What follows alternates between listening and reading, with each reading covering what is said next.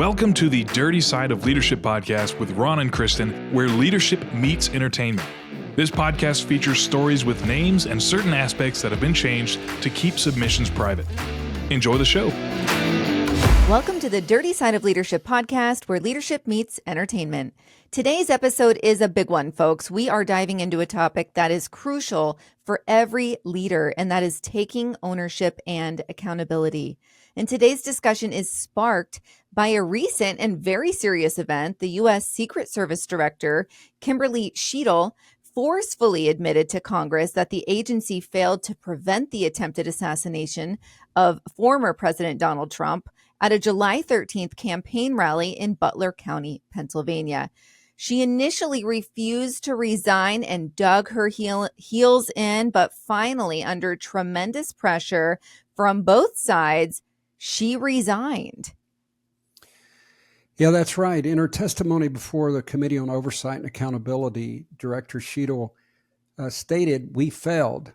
As the Director of the United States Secret Service, I take full responsibility for any security lapse."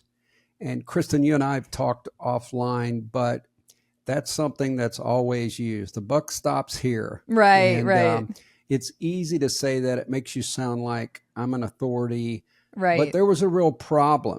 Behind her saying, "I'm responsible," she did not provide anything. And in all honesty, Kristin, but by the grace of God, that should have been an assassination. And we are very saddened the loss of this fireman and his family. And I can't tell you, my heart sank for someone coming out to do have fun at a rally and to get killed in America. But she did not, although she took responsibility, she did not display responsibility in her testimony. Right.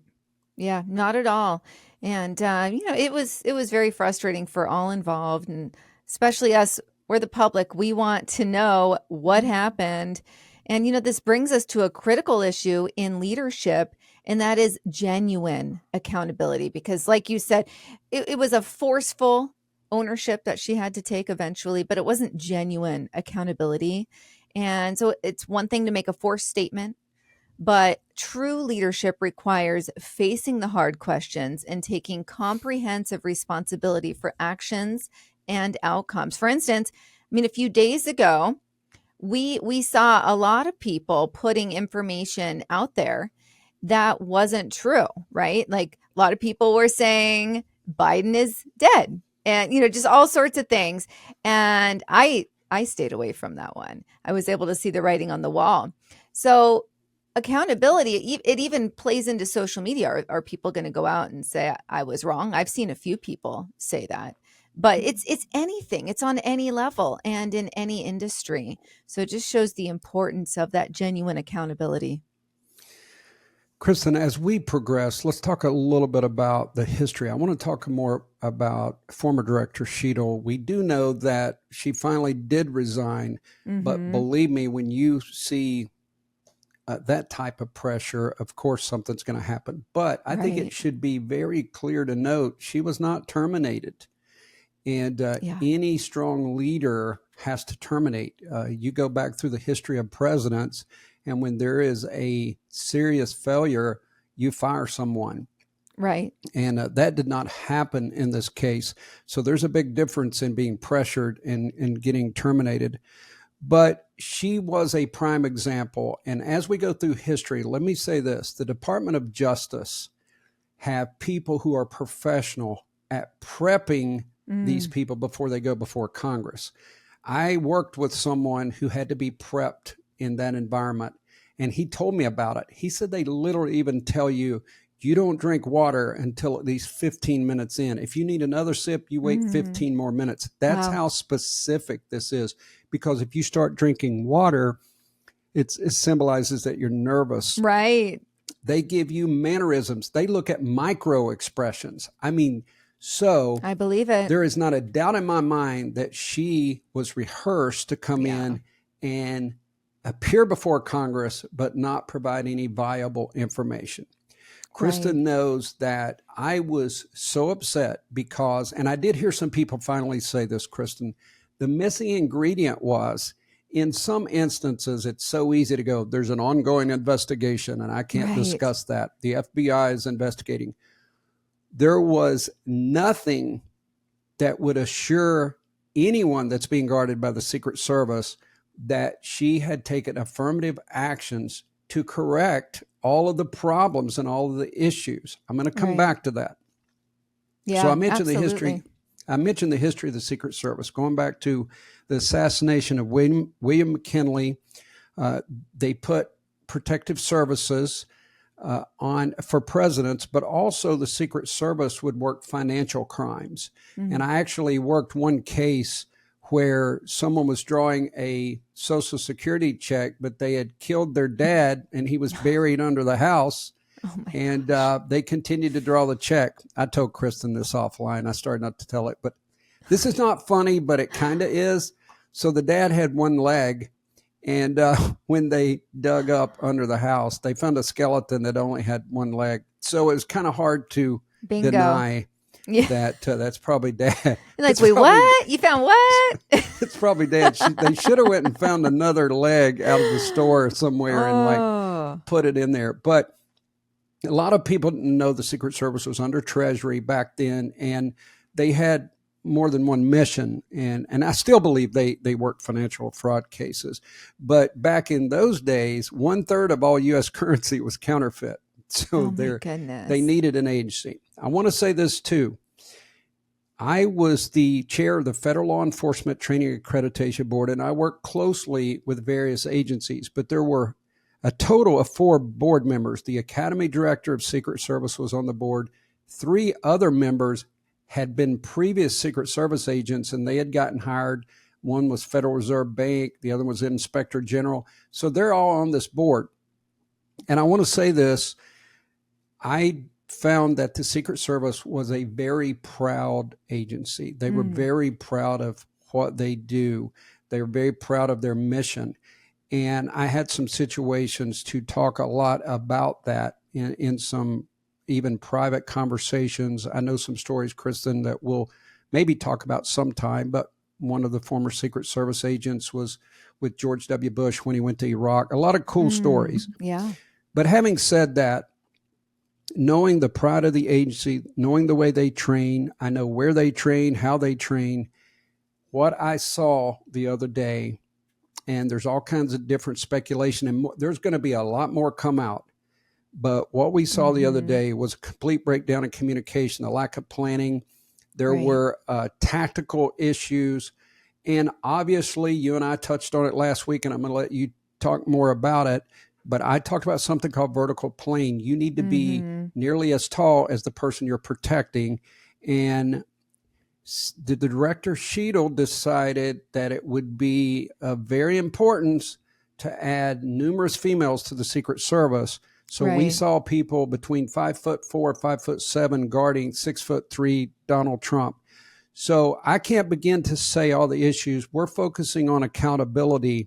And again, she may have resigned, but oh my gosh, there was just those hearings were unbelievable. No information came out. Take over, Kristin. Yeah, no, it was bad. So I'm 5'1". How tall are you, Ron? I'm 6'1". 6'1". Okay, so you're a whole foot taller than me. And like I've said, it doesn't matter how amazing or technical I am. Just physically, I couldn't cover you properly if needed, right? So we've gone into that, and she is on record saying that this is an interview from 1 year ago, that she wanted to hire 30% female. She wanted her force to be 30% female. Diversity was very important to her. Well, I would say we saw 30% female, and only one, the short one, who I could almost identify. I'm like, she is about my height. The one that was on stage, she seemed to have the tactical piece, but just did not have that height. And so, we did see, it looks like she achieved her goal of 30% female, but we did not see the tactical training, and one couldn't even holster her weapon. So beyond that, I just want to say, I'm going to touch on how, when leaders deflect or avoid tough questions, which is what we saw happen, and I do within reason think that she's the fall person, that she's taking the fall for this. Generally, that does happen when you're at the top and something catastrophic takes place. Usually the person at the top is going to take that hit. There also needs to be accountability within, because there were multiple failures there, not just her. But it erodes trust and undermines the credibility when you're seeing that avoidance of tough questions. And Ron, you mentioned like almost like this ego or this pride that goes along with the Secret Service. And it was interesting because on Monday, something that they brought up was the Secret Service currently is ranked in the bottom 5% of all federal agencies as far as job satisfaction is concerned. And attrition is very high. I believe they said that since 2022, they turned 50%, 50% attrition. That's insane. And she really couldn't articulate why. And Ron, you were in the federal agencies, right? Like that's pretty unheard of to have 50% attrition, no?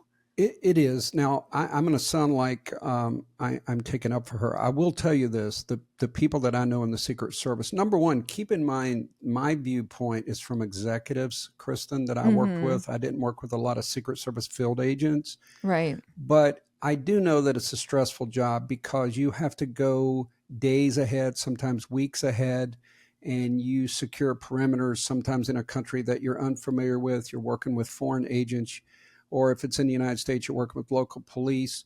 And you do all of this. I mean, it's extreme vetting, and you're doing recognizance and all this stuff. And then you just wait and wait and wait. So this is what someone who was pretty high up in the Secret Service explained to me, that it seems that they're getting a lot of single people because it's exciting when you're in your 20s, maybe you're unmarried, or maybe you don't have kids. But then, like I said, there were 4 members on the board. 3 of them had gone to and risen up through other agencies. You got to be pretty high up to be on this board.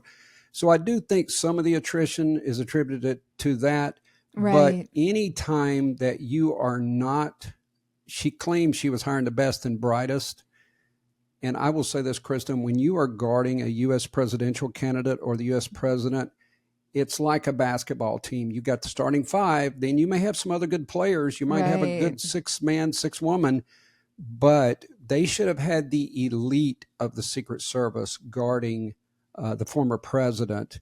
And they did not. And when I saw the tactics, and Kristin, not to be boastful, but that's what I taught. I probably, even in the mat room, we had they were polymer weapons. They're bricks, but they're replica Glock. They weigh the same. They function the same. So I would teach drawing that weapon, holstering a lot. And I know the techniques, but also we had our staff do skill enhancement. These are perishable skills. If you don't practice, you're not going to be smooth. And either, I don't know if it was personal accountability, but the one poor female Secret Service agent, by the way, I almost feel sorry for her. She was put in a position she was not equipped to handle, but she could have practiced on her own in holstering her weapon.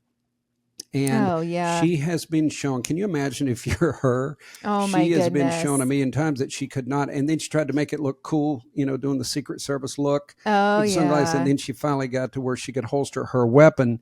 Oh my gosh. That was from a federal law enforcement standpoint.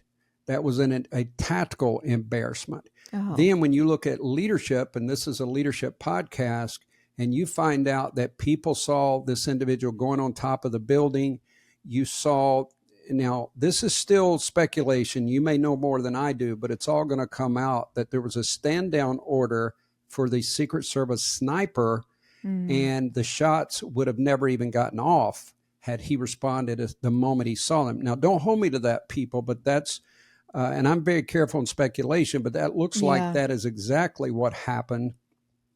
You find out that the director of the Secret Service said the building was too sloped and might put someone under risk, and you see people walking on it. People have gone back there and filmed. That representative out of Texas, and Pat Fallon, he's actually my late grandpa's friend, and he actually was talking about how the sloping was of one that could be, it's ADA friendly, so American with Disabilities Act, and that you could actually build a wheelchair ramp on that slope. I think it was a 112 slope. And I was like, oh my gosh, I almost lost it. I couldn't. It was hysterical. So, Well, and then we see cows walking on it, right? I didn't know if that was fake or not, but I did see a cow walking on it. 100% legit. I don't know who put the ladder out there for them. Maybe an elite farmer somewhere. But I just want to say, a video came out today of that gal doing recon, that gal in like the one you're talking about who couldn't holster her weapon, and like 4 other people doing recon. So it shows them there at that site about 5 days earlier, I believe. So the fact that people were saying, oh, is that her first day? No, she was there doing recon. And it's essential not to just admit failure, because obviously we just saw that on the world stage, but provide a transparent explanation and actionable steps to rectify the situation. And that's when I said earlier, both sides want to know the explanation and actionable steps. What has been taken? Because selfishly, and I don't say that in a negative way, people want to know, okay, this can happen to him. It could happen to me, right? So all of these different congressmen and women that were part of this were concerned about themselves and their parties as well. My biggest surprise with the whole thing is she didn't come in with very clear steps. This is what we've rectified. This is why it will not happen again.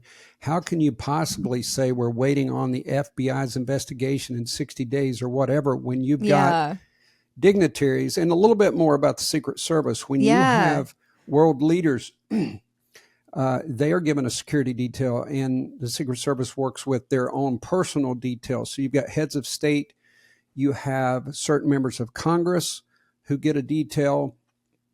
And Kristin, we've never talked about this, I don't think, on a podcast, but when you're in the judicial branch of government, like I was, like the Supreme Court, they're guarded by the U.S. Marshal Service. They have a replica security detail, just like the Secret Service. So I work closely with them because we hosted chief judges at the academy, and that was a great, cool experience when I got to do that. But anyway, Secret Service, there is of course, presidential bid going on, and Director Cheatle didn't even say, this is how we plan to protect these individuals in the future.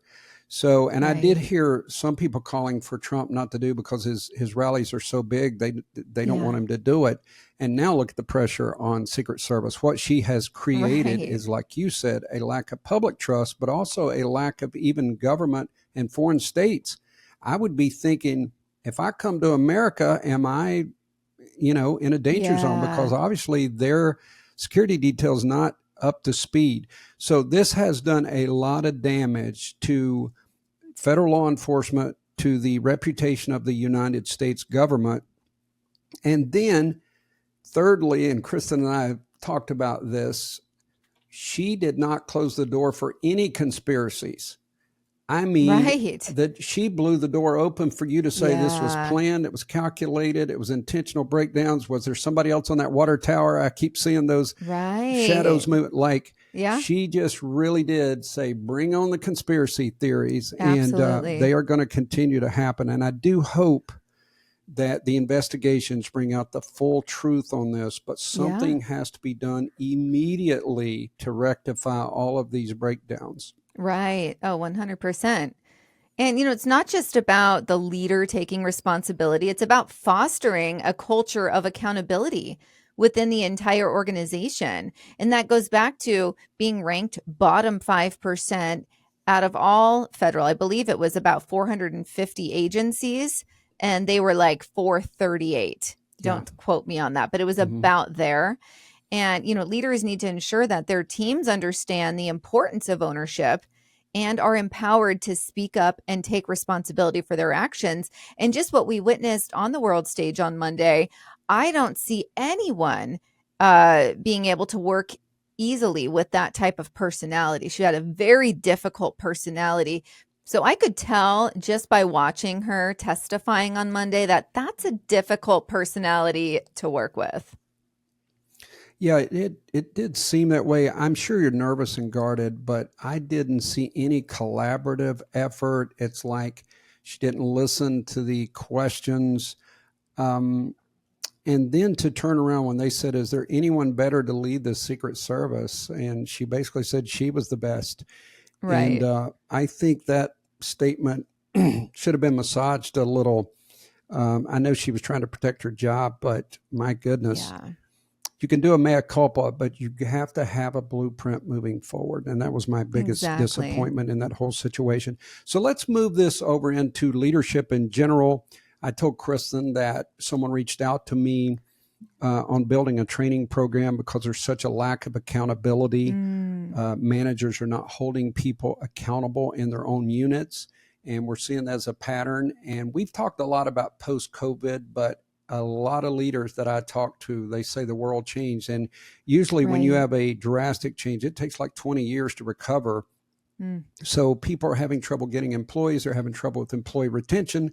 And then they're afraid if they hold someone accountable, they might leave and go somewhere else.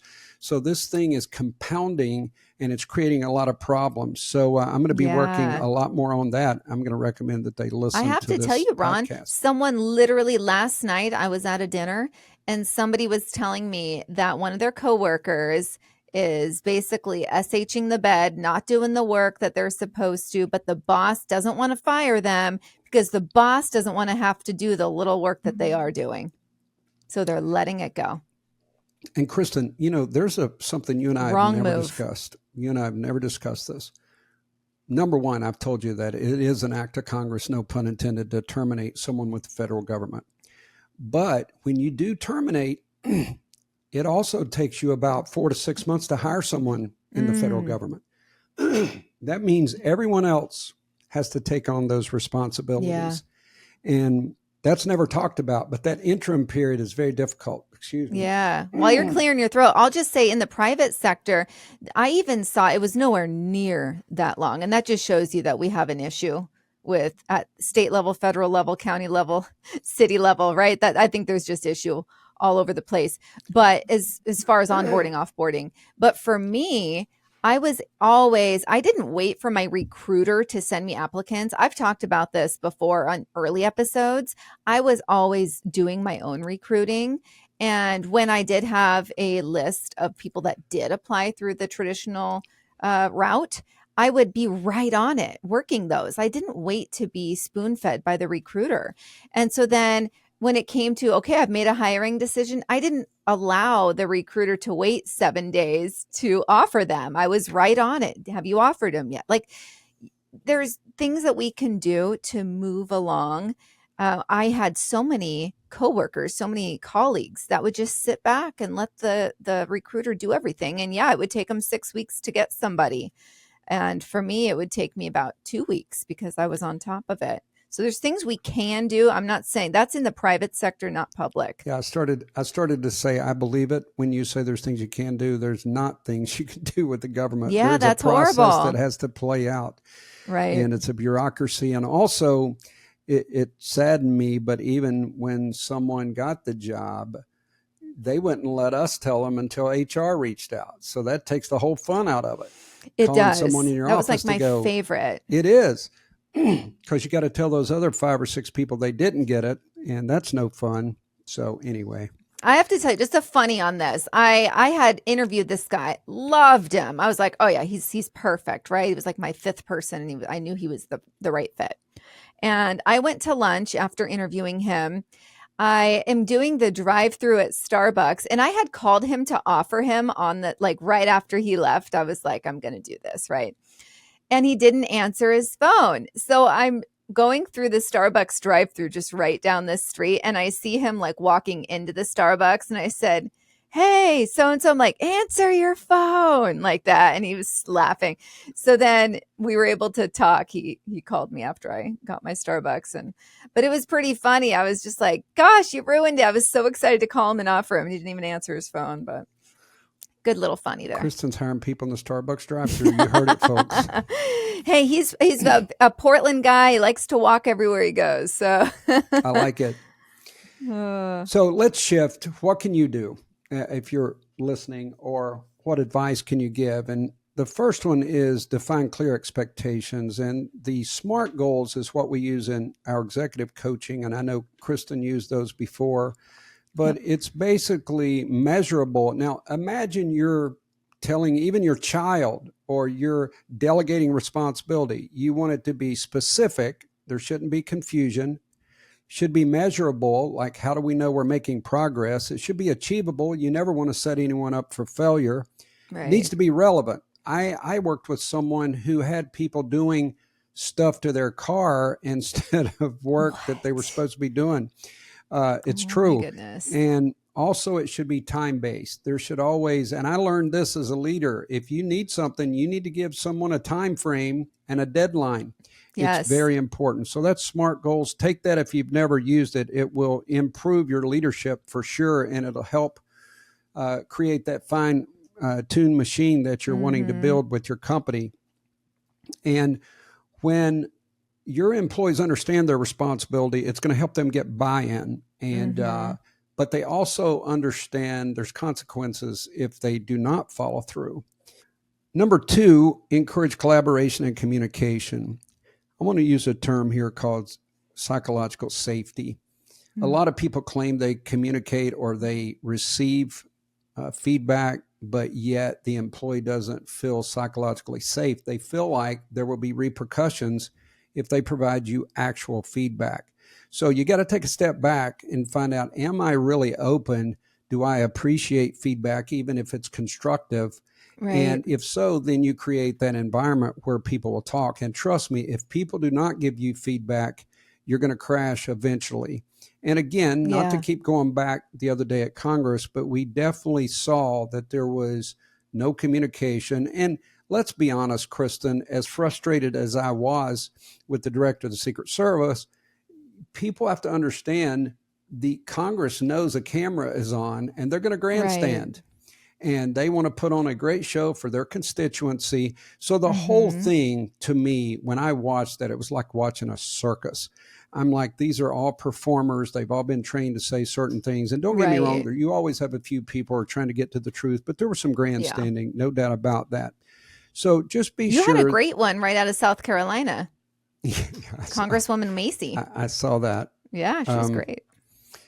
Yeah, I'd never heard somebody call BS when they actually said it out loud. She said it like 5 times, and they told her to, you need to remain at a level of decorum. Yeah. Anyway, sorry. I had to you know how we are in the South.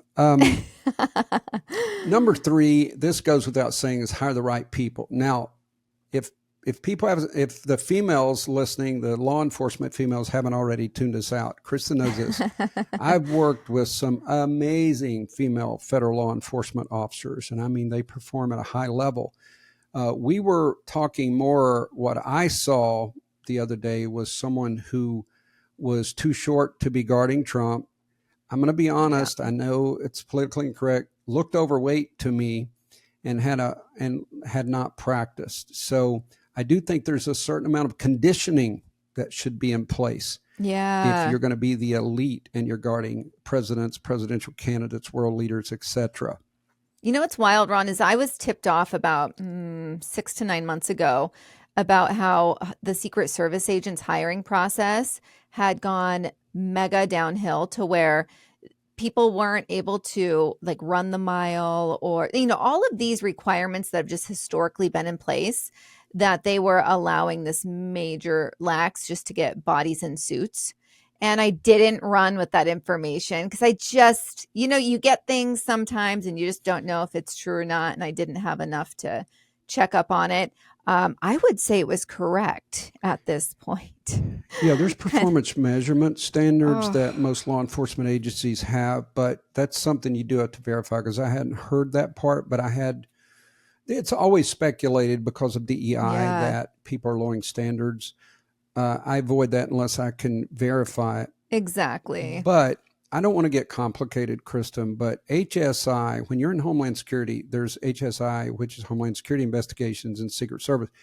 I also heard that maybe the female we're talking about was in HSI. They're not specifically trained for the detail because reportedly there was a shortage of Secret Service agents available. the local police clear the perimeter. There's all the communication, but there were HSI employees and Secret Service agents. Now, not to be political, but Trump has these huge rallies. So 20,000 people at that one. Yeah. And if you were just say you're a leader of anything, you're going to put your assets, you're going to put your best performers and more performers, depending on the size of the crowd. But they did say, and I do get that Joe Biden is American president, but they said that there were a lot more Secret Service agents assigned to him than Trump, and even to Jill. So yeah, Jill got 12 for a 300-person dinner. And Trump had 3, and that's concerning the local law enforcement. So she had 12 local law enforcement, and it was in the same area. And he got 3. I'm just so hopeful, and it's a pipe dream, I'm sure, that we could just come back to common sense. You know, I had to teach a class on policing, and people would say, there's too many police in these neighborhoods. And I said, what a police chief has to do is look at whatever neighborhood has got the most crime. That's where you put the most resources. It's common sense stuff. So yeah, we've lost common sense with the federal government for sure. The last thing, and this goes along with psychological safety, is promote autonomy. And if it does come out that this sniper, the Secret Service sniper, was told to stand down with a clear visibility of a weapon, then some heads should roll. And I mean a lot of heads. If you can't hire someone, if you have to micromanage, you hired the wrong person. And there's nothing like building confidence in someone is allowing them some autonomy. And I've worked with Kristin long enough on this podcast to know that micromanaging sets her off. Oh, so, it sure does. That's why I cracked a little bit of a smile. I had a micro expression there when I used the word micromanage. I was thinking about the only appropriate time to micromanage is during the onboarding and when you're getting rid of them, right? After you've found that they can't handle the job and now you got to micro coach them out. No, we have said that there is a process. And if you are planning to terminate or you think you're going to have to, you better micromanage because you're going to have some copious notes and be able to follow up. But so I can talk about that. It's already clear 2024 has been a challenging year. It's going to be a challenging year, right? And it's demanding personal grit and integrity alongside comprehensive and cohesive teamwork from us all. And there's never been a greater need for high-performing teams to strive together and, sharing a sense of ownership and accountability for what they do and how they do it. It's incredibly important right now, more than ever. No, it's true. And this ownership must extend beyond tasks to the core team's purpose. In high performance mode, you have to step up. And by the way, we picked on Director Cheatle a lot, but did you see her lack of energy, her lack of vision and purpose? Like she came in, it looked to me like she had taken a couple Valium, honestly. I agree. And I thought I would hate to have her rally my team at halftime in a locker room. But I do think, I used to say this all the time, Kristin, bring your A game. We used to say that in the mat room. We would say it on the firing range, even in the classroom, bring your A game. And that's what you want to do, especially when you've got a mission that the Secret Service has or any other federal law enforcement agency. But if you're a leader, what kind of energy are you bringing into your space? And what kind of energy are you conveying? What kind of vision? What kind of purpose? If you don't believe it, they're not going to believe it. So I did see that. And you want to have that shared vision. You want them to, the fabric of your company should have that burning passion, that mission to get this thing done. And if you're not delivering the goods, that's never going to happen in the company. Yeah. And like I've always said, the speed of the leader, the speed of the pack. That's right. We saw dead fish up there being interviewed and zero personality. It didn't even look like she was nervous, to be honest. Like it just looked like this flippant, nonchalant smirk on her face, right? So that's not the leader that you want leading a pack, especially at that level. Well, you're not nervous if you took 2 Valium. That was a joke, everybody. Speculation, but hey, It could be true. could be. I thought I was Could going be to have to take true. Valium when I was watching it. Oh, I know.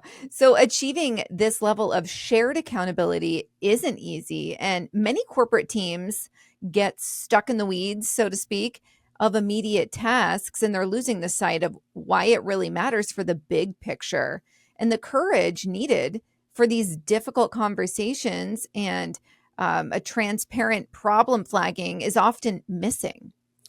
Let's look at some interesting stats. And we've been Yes, talking about please. accountability.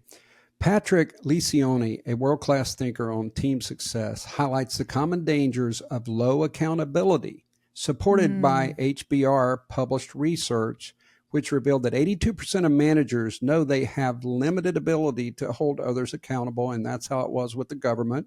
Wow. This sentiment was also mirrored by their teams with, listen to this one, 91% of employees identifying effectively holding others accountable as a major leadership development need. Employees want Wow. people to be held accountable. That's what managers don't understand. They want you to do your Right. job. Do it. Right. I'm going to be transparent on this. And there was a moment, I've shared this before in previous episodes, where I had someone, this was someone that worked for me before 2020. And then as we transitioned to work from home, they continued to work for me.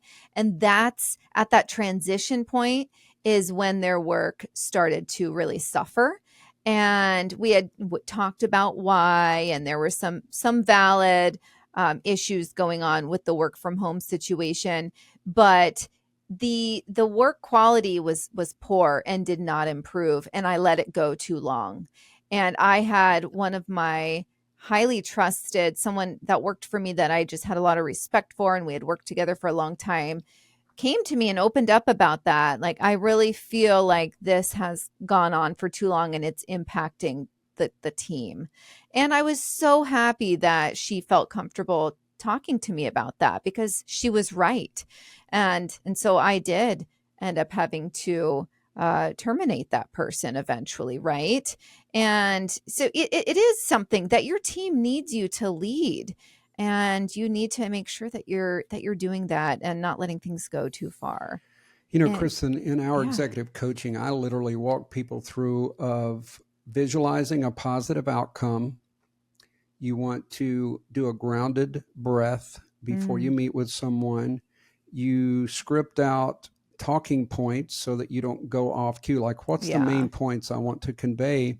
And then you practice. And I literally go on. I recorded someone yesterday. We went on and practiced because she had a difficult meeting that she had to have later that day. And as you do that over and over, it minimizes that stress. It makes you build your courage. And a lot of times people just don't prepare for that. But anyway, let's look at a little bit more stats. This was interesting. Yeah. Other research reveals that 14% of employees feel motivated by their company's performance management approach.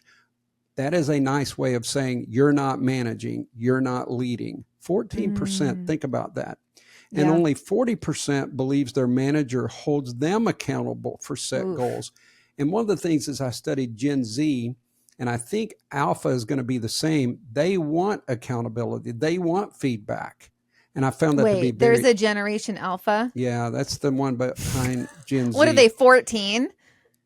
Just stick with me, Kristin. I'll keep you relevant. I've never heard of this. Yeah, look up Gen Alpha. Wait, Gen Alpha? What seriously, what age range is this? I think it is like 18 and under. Something like that. Goodness gracious. Don't hold me to that part. Okay, so my kids are Alpha. Well, my son's Alpha, I can tell you that. They had to come up with something, and when they went to Z, they ran out of the alphabet. I'm not sure why they did that. Oh, wow. Okay, thanks for sharing that Anyway, with me. The fact that only 30% of employees feel that their managers are objective in how they evaluate their performance. And by the way, performance meetings and performance standards, and then that annual evaluation is always a nightmare for managers. And it's something I've probably dealt with more than anything else since I wrote my book, is talking to managers about that. And it comes as no surprise that 69% of employees don't feel they're reaching their potential at work. And that's Gallup data. Yeah, it's a big number. And I do want to say this, that you as a leader, if you're listening, and you're as a manager, if you don't know your employees' goals, you can't help them reach their goals. Now, I'm not saying that you're coaching them to move to another company, but many of them, you can help them develop their skill set so they can get promoted through the company. And I know so many managers, they never look at their employees' future. When you do that, you're building trust. They're going to have more respect for you. And they're like, this person's really helping me in my career. So that's a horrible statistic to think that 69% don't even feel that the managers are helping them reach their potential. Oh, yeah. Yeah, absolutely. And the addressing low ownership and weak accountability is so critical. And without it, teams get lost in the busy work and they fall deeper into this silo behavior. We're going to do an episode on silo behavior down the road. Ron doesn't know that yet, but it's coming. And they don't bring their best to work. And all of this is leading to a lower morale and overall engagement. Yeah. Drawing on our extensive work with more than 500 leaders in large businesses, we've distilled insights and actionable advice to tackle these behavioral changes. Kristin, that's something that I have been doing. Now, I do research, you do research, but from the time about a year before I released my book, I just started interviewing as many companies. Yeah, I interviewed a guy at the pool when I found out he worked for love Fortune that. 500. I did. And so I kept pretty good notes on all these different companies and things I was learning and growing from. So we are eager to share that information or more of that information. And one of our goals is not just help people lead, but to create a culture of accountability and ownership. Right. And also good collaboration. All of those run hand in hand. Huge. Collaboration is huge. Yep. Okay. So touching on this, understanding this low ownership and accountability, let's quickly explore each of the 5 main causes and practical ways that you can address them. And I'll start with the first one, unclear expectations. And remember, we talked about this earlier, SMART goals. Look it up. It's everywhere. Each letter, SMART, stands for something, and it's very impactful. Yeah. And then watch out for tunnel vision. And what happens, and I'm going to give you a quick example. I just had this conversation earlier today. I am at a season of life where I'm running the company, but my children are basically grown.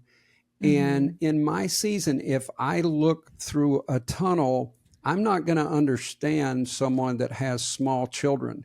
They may have all these other responsibilities. And I'm like, hey, this is no big deal. You can work 2 hours late because in my world, that's possible. But in someone else's world, it's not. So you have to get other people's perspective. We've talked about this a lot. You have to collaborate and you have to watch and ask yourself, do I have tunnel vision on this issue? Am I working in a silo or am I seeing the big picture?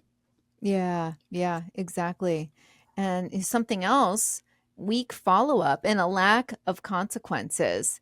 That's absolutely huge. It's fun. I knew before I was in leadership, I knew when I had a boss that would set an expectation but never followed up. I knew there weren't going to be consequences. And I'm going to be totally honest.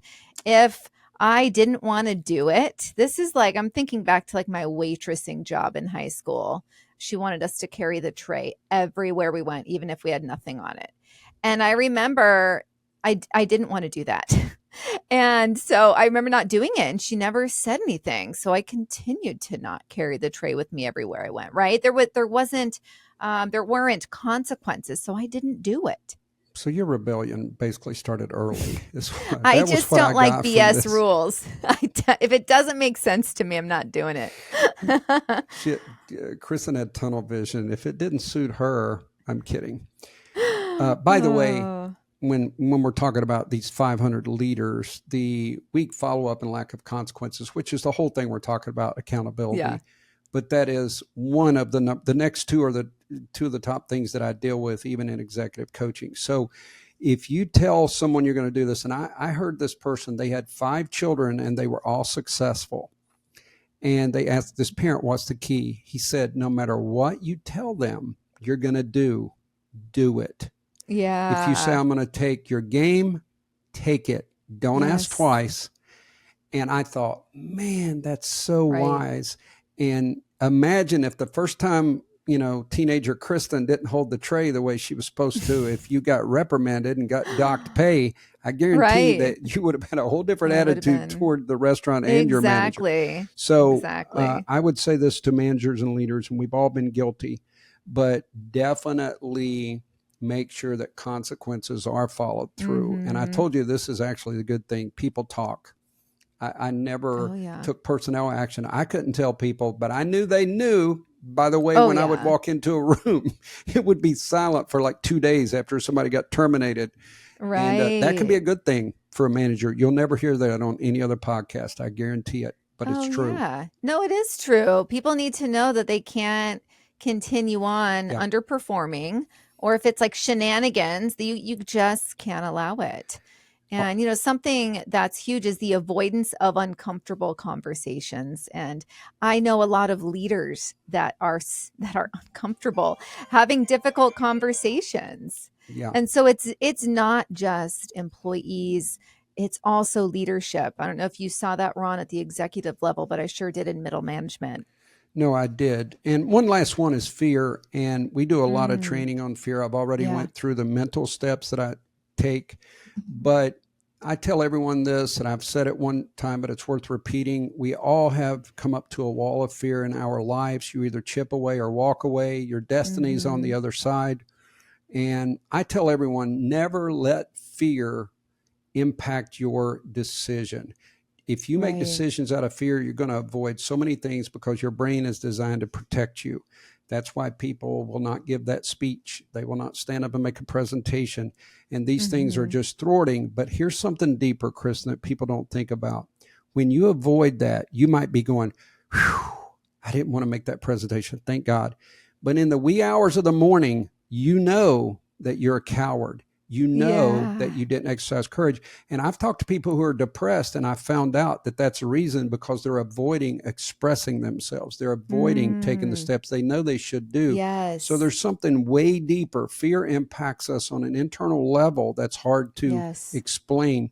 So just remember that the next time you're trying to avoid these things, and ask Mm-hmm. yourself, or just say this, I'm not going to let fear dictate this decision. If I don't give the speech, it's because I don't have time.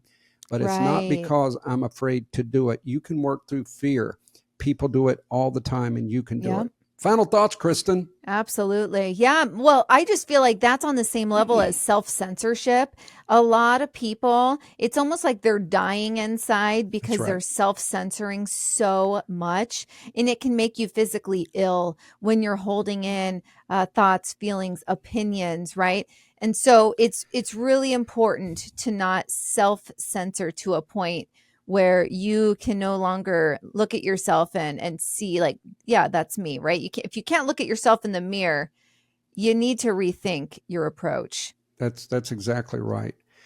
My takeaway today is when Chris and I make joint appearances, I thought she was going to be my security detail, and I found out she's apparently not going to be I able don't to think do my that. fingertips could reach the top of your head. So She's not going to be able to do that. So I got to get a new security detail. If you're yeah. listening, Yeah. there are openings. No, I get it. It's easy for us to sit behind a microphone and preach these things. But even yesterday, I was coaching someone on a meeting, and immediately when we played the role, I also recorded it, by the way, for extra pressure. I saw the micro expressions change. Do you know how someone can look when they get nervous? Mm-hmm. All of a sudden, I saw her. She Yes. was like this, and it was like, I saw that nervousness come over, and I go, Right. no micro expressions. You're going to look cool, calm, and confident. Yes. And we were able to work through, and that's part of face management that we teach. But those micro expressions will give you away. The second takeaway that I have is, I know it's difficult, but if you will hold people accountable, you will be respected. And like Kristin said, way down deep, you can look yourself in the mirror and know I did the right Right. thing, because I've taken personal action and wasn't supported by headquarters. You want to talk Mm-hmm. about a horrible feeling, like you're embarrassed. It's like they won. And Yeah. but at the end of the day, I just had to remind myself I did the right thing, and I know I Right. did the right thing. So, Yep. as always, we try to be solution minded. I hope you've enjoyed this. I hope it helps you. We're always available for questions, comments, suggestions, And Kristin, we haven't said this in a long time. What can people do to help us out on this podcast you're journey? right. We need you to go in and rate us. We haven't seen a new rating come through in the last couple weeks. That helps us a lot bump to the next level of visibility. So please, thank you for subscribing. Please give us a rating and follow us on social. And please reach out if you have episode ideas or anything that you want to share with us. Absolutely. Thanks for going on this journey with us. Be the leader you're meant to be. We'll see you next week. The Dirty Side of Leadership podcast is brought to you by Forward Operations. If you'd like to book Ron or Kristin for speaking events, training, or executive coaching, visit forwardoperations.com. Be the leader you're meant to be.